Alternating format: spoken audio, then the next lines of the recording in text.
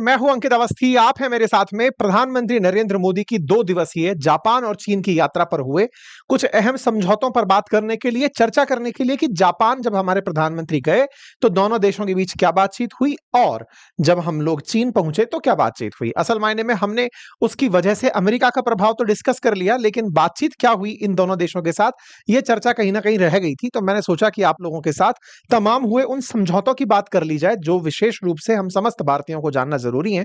विशेष रूप से तब जब जापान भारत के साथ में अपनी तरफ से बहुत बड़ा इन्वेस्टमेंट अगले 10 सालों में करने का अनाउंसमेंट कर चुका हो। विशेष रूप से जापान को तब जान लेना बहुत जरूरी है जब भारत में जापान के निवेश से लगभग 150 से अधिक एमओयू की बात हुई हो, 1 लाख करोड़ से ऊपर के इन्वेस्टमेंट की बात हुई हो, 67 बिलियन डॉलर के निवेश की बात हुई हो, भारत जापान के रिश्तों में नॉर्थ कोरिया का काउंटर करना हो या फिर अमेरिका का काउंटर करना हो, ये सारी बातें जापान के साथ हुई हों। जापान भारत का बहुत ही जबरदस्त मित्र है। लंबे समय से जापान के द्वारा भारत में निवेश किया जाता रहा है। ऐसे में जापान के साथ हुई फिलहाल जो वार्ता है वो किस तरह से भारत के लिए इन्वेस्टमेंट के पॉइंट ऑफ व्यू से, एफडीआई के इन्वेस्ट रूप से बहुत ज्यादा महत्वपूर्ण है। आज के सेशन में हम इस बात का जिक्र करने जा रहे हैं। तो चलिए शुरुआत करते हैं। प्रधानमंत्री नरेंद्र मोदी फिलहाल इंडिया आ चुके हैं। जब इंडिया पहुंचे तब इन्होंने बताया कि 15th इंडियन जापान जो इंडिया समिट है वो कंप्लीट हो चुकी है और उसके अंदर जो बातचीत हुई, ना केवल इंडिया जापान समिट के अंदर अपितु जो एससीओ की समिट थी उसके अंदर जो बातचीत हुई वो पूरी तरह से आज हम आपके साथ ब्रीफ करने जा रहे हैं। प्रधानमंत्री मोदी पहुंचते हैं जापान। जापान में उनका स्वागत होता है, यहाँ के प्रधानमंत्री से आपकी मुलाकात होती है और दोनों देशों के बीच में जो उनके लीडर्स हैं उनकी वार्ता होती है।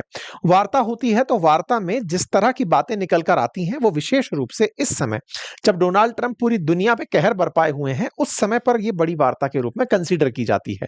कंसीडर क्यों? क्योंकि इनका ये मानना है कि इनके भय के चलते दुनिया में कोई भी देश आपस में किसी भी प्रकार का व्यवहार नहीं रखेगा।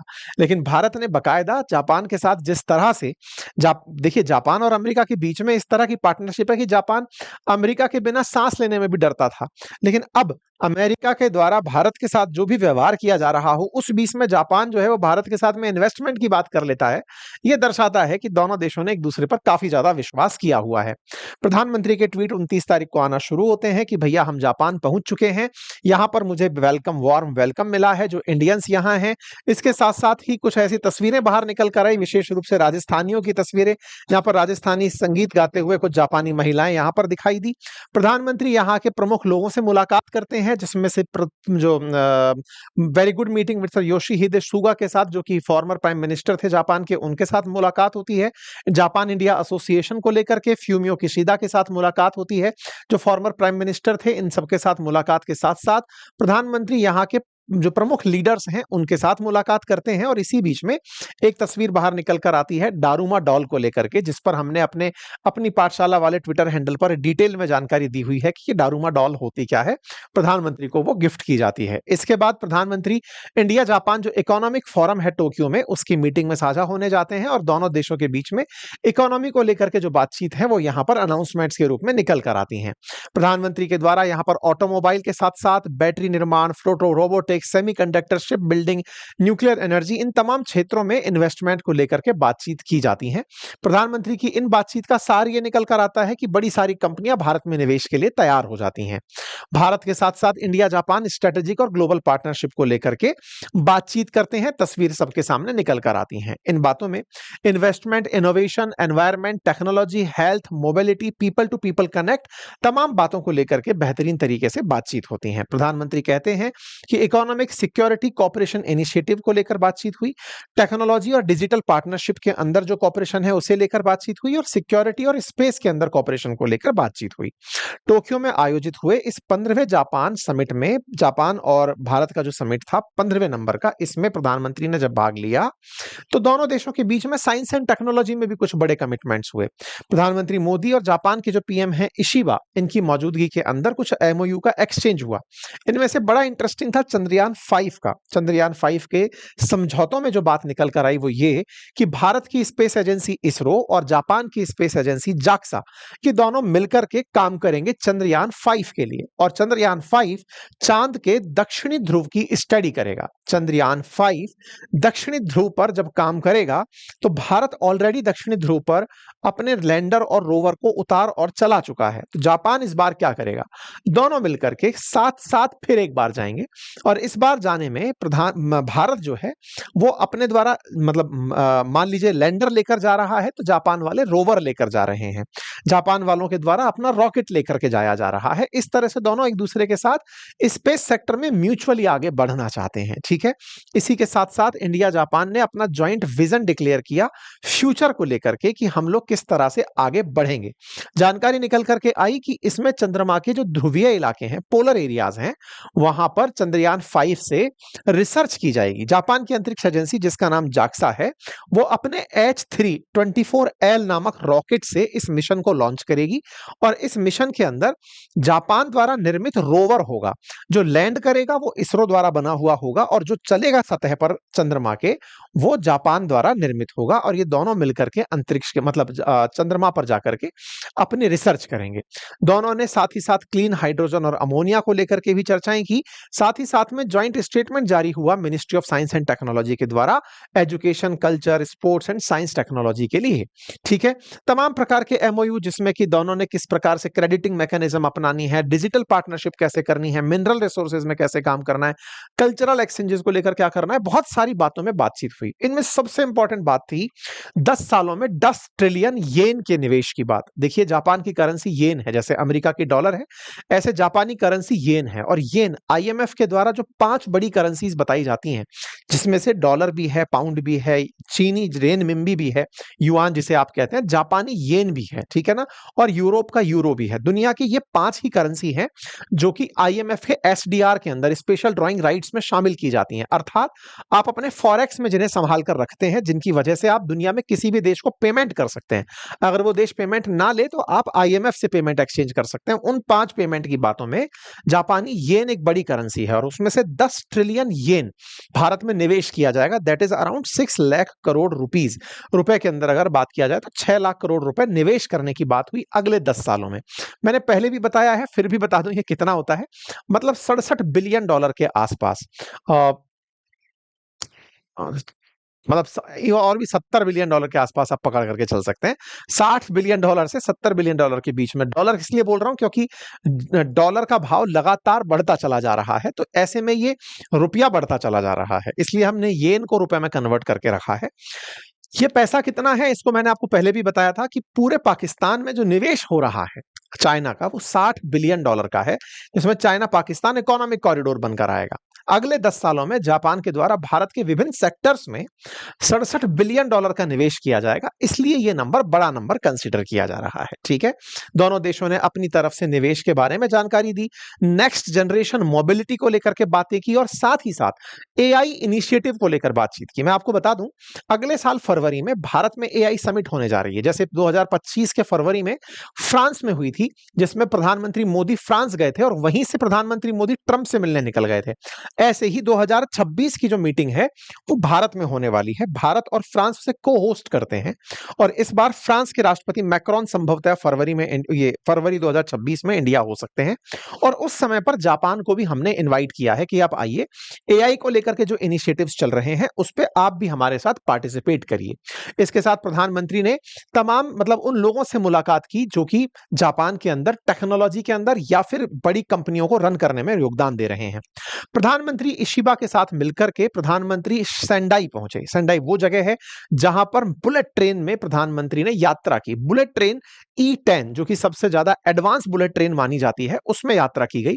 ये बुलेट ट्रेन की यात्रा इसलिए खास है क्योंकि भारत में लंबे समय से बुलेट ट्रेन का चलना प्रतीक्षित है। लगातार बुलेट ट्रेन देर होती जा रही है, लगभग 5 से 7 साल के बीच का समय बुलेट ट्रेन अपनी देरी से चल रही है।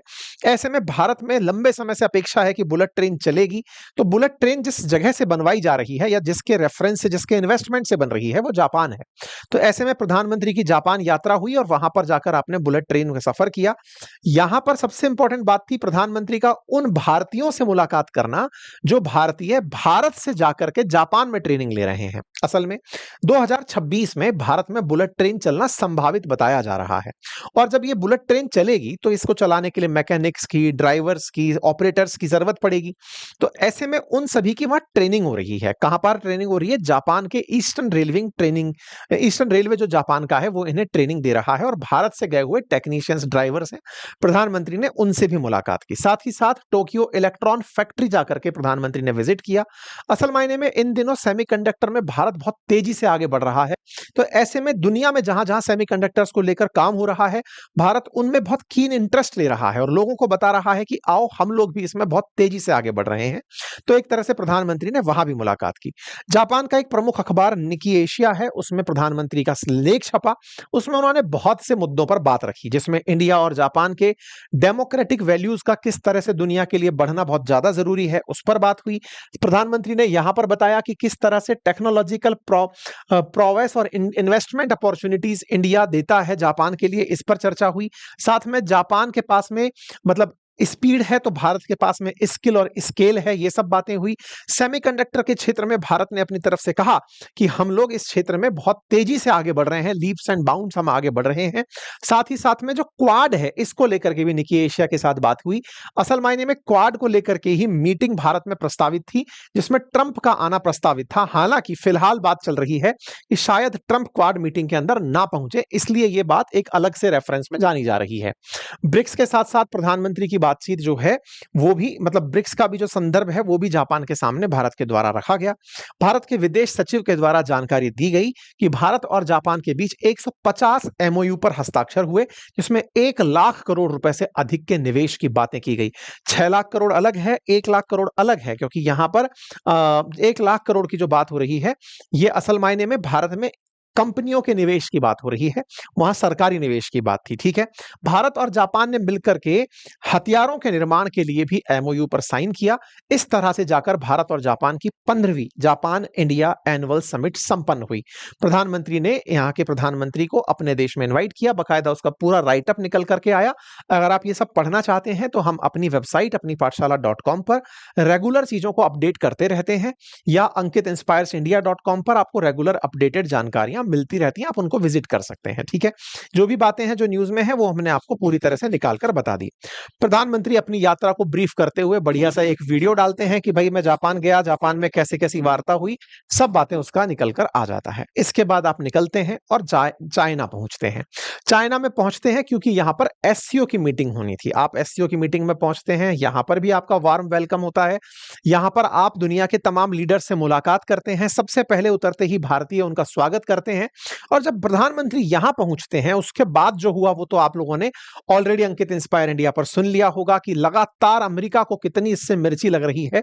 उस पर हमने आपके सामने जिक्र किया है, बताया है कि कैसे वो परेशान है कि भारत ये सब क्यों कर रहा है, और भारत का एससीओ में जाना अमेरिका के लिए बहुत बड़ा सबब बना है, लेसन बना है। क्योंकि हम लोगों की मुलाकात, प्रधानमंत्री मोदी और शी जिनपिंग की मुलाकात गलवान वैली इंसिडेंट के बाद चाइना में लंबे समय बाद हो रही थी। भारत और चीन के बीच में रुकी हुई बहुत सी वार्तें पुनः बहाल हुई। अभी भी दोनों देशों के बीच में डिफरेंसेस हैं, क्योंकि आपके पड़ोसी हैं, बॉर्डर इश्यूज हैं, व्यापार को लेकर के इश्यूज हैं, लेकिन फिर भी दोनों देश एक साथ बात करके आगे बढ़ने के बारे में अवसर तलाश रहे हैं, और ऐसे समय पर अवसर तलाश रहे हैं जब अमेरिका भारत के लिए एक मुसीबत खड़ी कर रहा है। विश्वासघात होना, देखिए दो बातें हैं। ऐसा नहीं है कि चाइना ने भारत के साथ विश्वासघात नहीं किया। शुरुआत में हम हिंदी चीनी भाई भाई कह के ही आगे बढ़े थे, लेकिन चाइना ने 1962 में भारत के साथ धोखा ही किया। हम चाइना के साथ बढ़ेंगे जरूर आगे, लेकिन हम उसको हमेशा अपने नजरिए से देखते चलेंगे कि कहीं हमें धोखा ना दे दे। लेकिन अमेरिका का क्या करें, जिसका भरोसा ही नहीं रहता कि वो कब पलटी मार जाए। तो ऐसे में अंतरराष्ट्रीय स्तर पर एक विश्वस्त मित्र का होना, और वो मित्र ही था जो हमारे लिए रूस बनकर आया, जिससे फिलहाल ट्रंप चिड़े हुए हैं कि आप रूस से मित्रता छोड़ दो। लेकिन कुल मिलाकर के भारत के लिए ये अपने आप में एससीओ मीटिंग काफी ज्यादा फायदे की रही। हालांकि इन मीटिंग्स पर हमने आपको बहुत सारे वीडियो सेशन ऑलरेडी दे दिए हैं अंकित इंस्पायर इंडिया पर, लेकिन हाँ, हमें एक सेशन इस नाम पर करना था। उम्मीद है कि आप सभी साथियों को यह जानकारी पसंद आई हो। अपने साथियों से अवश्य साझा कीजिएगा। प्रधानमंत्री मोदी ने शी जिनपिंग को 2026 में इंडिया इनवाइट किया है, क्योंकि ब्रिक्स की समिट भारत के अंदर होने वाली है। तो ऐसे में प्रधानमंत्री के द्वारा इन्विटेशन दे दिया गया। तो इशिबा के साथ मुलाकात हो या शी जिनपिंग के साथ, प्रधानमंत्री की 2 दिवसीय मुलाकात पूर्ण हुई और भारत ने इस तरह से अंतरराष्ट्रीय परिप्रेक्ष्य में अमेरिका को एटलीस्ट ये संदेश जरूर दिया कि जापान जो आपका परम सहयोगी है वो भी हमारे साथ काम करके खुश है, और चाइना जो आपका परम शत्रु है हमारे साथ काम करके वो भी खुश है। तो ऐसे में दोनों ही देशों के साथ भारत के संबंध बेहतर हैं, और हम लोग अपनी जब तक पकड़ मजबूत नहीं कर लेते, विश्व के साथ हमें रिश्तों को हमेशा इसी तरह से जांचते आंचते रहना पड़ेगा। बाकी आप लोग क्या सोचते हैं, अपनी राय जरूर अपने कमेंट बॉक्स में बताएं। Thank you so much.